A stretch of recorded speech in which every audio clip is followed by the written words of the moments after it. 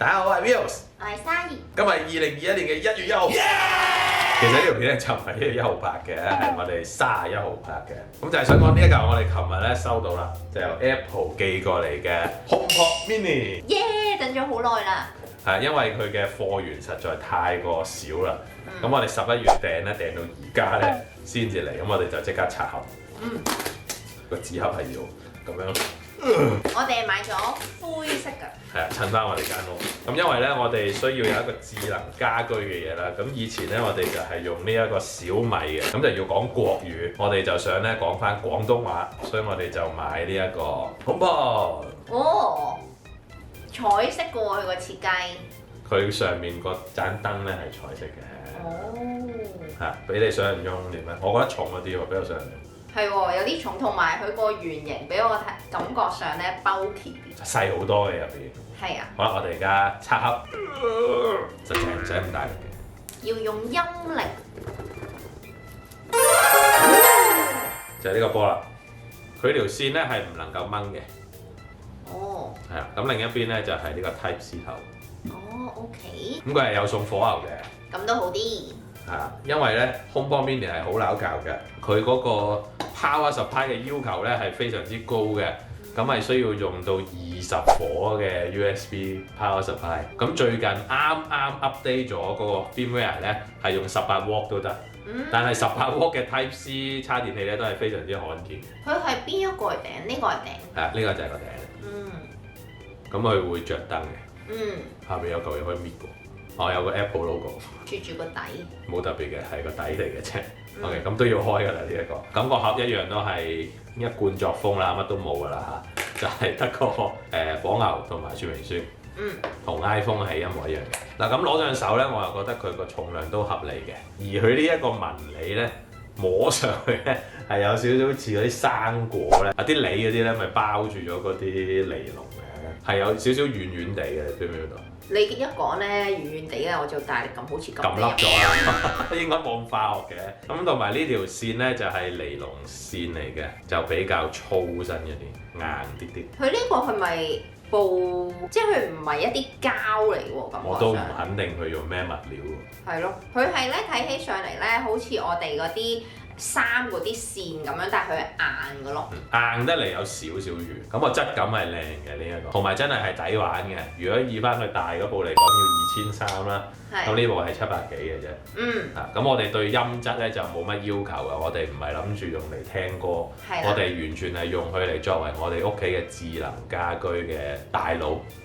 咁以後我哋屋企所有嘢咧都可以用佢嚟聲控。係咪用 Siri 嚟聲控？係啦。好啦，咁我哋而家就插機試玩啦。而家咧我哋就插咗電啦，咁佢忽然間咧就着咗個白燈閃下閃下啦，同埋響咗一下，嗡咁樣，咁我就用我個 iPhone 去 set up 佢啦。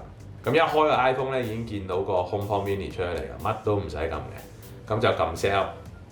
咁佢就問我係擺喺邊一個位置啦，咁就我哋就擺聽嘅。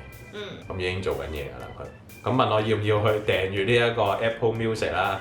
就唔使啦，咁啊一連串咁樣去認證我 account 啦，log in 翻我自己嘅 Apple ID，咁跟住咧佢就叫我要擺喺佢嘅正前方，OK， 係佢認翻咧佢嗰個閃燈，咁佢認翻個閃燈個 pose 咧，就嚟到去 pair up 呢一個 HomePod Mini 啊，有啲似 Apple Watch 咧，佢都係要影住個 mon 有一點點咁樣。就去認證翻隻 watch 係屬於你嘅。我哋實時喺度 set up 緊呢一段，我哋唔 cut，睇下佢究竟要 set up 幾耐啦。好啦。會唔會係因為我 account 入邊有好多嘢，所以佢有排 transfer 咧 ？set up 係要有啲。set 完啦。佢啱到。你好，我係 Siri，歡迎使用 HomePod。你睇唔到咩？我同你揮手啊。係。有嘢揾我？請講。喂 Siri，開始啦。講。喂 Siri，你可以做咩？喂 Siri，你可以做咩？我可以做好多嘢，例如開燈、設定計時器，同埋話你知而家天氣點。喂 Siri，今日天氣幾多度？而家晴朗，氣温13度。今晚半夜氣温會由13度跌到9度。喂 Siri，你凍唔凍啊？凍啊，冇計啦，我哋又唔係西伯利亞人，唯有做冬天的亞軍啦。咁因為咧，我哋屋企嘅智能家居咧係駁咗呢個米家嘅智能 app，咁再配合埋 Shortcut 呢個 app 咧，已經係可以做到控制晒我哋屋企所有嘅嘢。咁我已經設定好晒咧成扎嘅捷徑，咁佢就可以控制晒我全屋嘅嘢。咁成部嘢好簡單啦，冇開關掣嘅，插咗電就開咗啦。咁我覺得呢個唔係咁好嘅，因為佢開機嘅時候係冇任何燈嘅。究竟佢 ready 未咧都唔知嘅。咁上邊咧就有 touch 啦，撳咧佢就會播呢個 Apple One 嘅 Live。咁咧佢加減掣就係可以去校翻啲大細聲啦。咁而家就播緊嘢啦。咁呢個大細聲咧就係佢應你嘅嘢啦。喂 Siri， 而家幾點鐘啊？而家係23:02分。咁而家較大聲咗咧就，喂 Siri， 而家幾點鐘啊？而家係23:03分。咁呢個聲量咧真係成間屋都聽到嘅。咁我哋而家咧就去試下佢智能家居嘅做法啦。咁好多人覺得咧，其實呢個聲控智能家居咧就冇乜用嘅。咁不過我哋其實之前都有用開咧，係有唔同場景係有用嘅喎，我覺得。例如一早起身行去廚房，喂 Siri， 開廚房燈。例如吸緊塵冇手，跟住行到去間書房係冇燈嘅話，喂 Siri， 開房燈。咁仲有一啲情況咧係想複合去開燈，例如咧我間屋有2組嘅射燈㗎，咁我只需要講一句口碼咧就可以同時間開晒2組燈啦。喂 Siri， 開射燈。OK， 完成啦。咁你見到咧呢度呢組射燈啦，同埋門口嘅射燈咧都會開咗啦。喂 Siri， 閂射燈。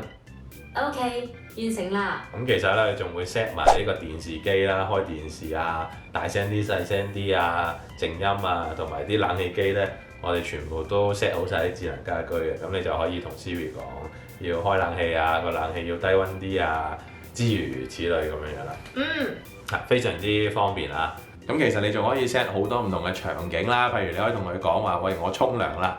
咁沖涼係會做啲咩咧？咁我就 set 咗佢會同時開廁所燈同埋會開呢個抽氣扇。咁甚至乎你係可以話我拍片啦，咁拍片究竟會係點樣咧？就會開某啲指定嘅燈啦，就會閂咗某啲指定嘅燈。咁我覺得智能家居最方便嘅地方咧，就係同一時間同你做好晒幾樣嘢，呢啲就叫做場景模式。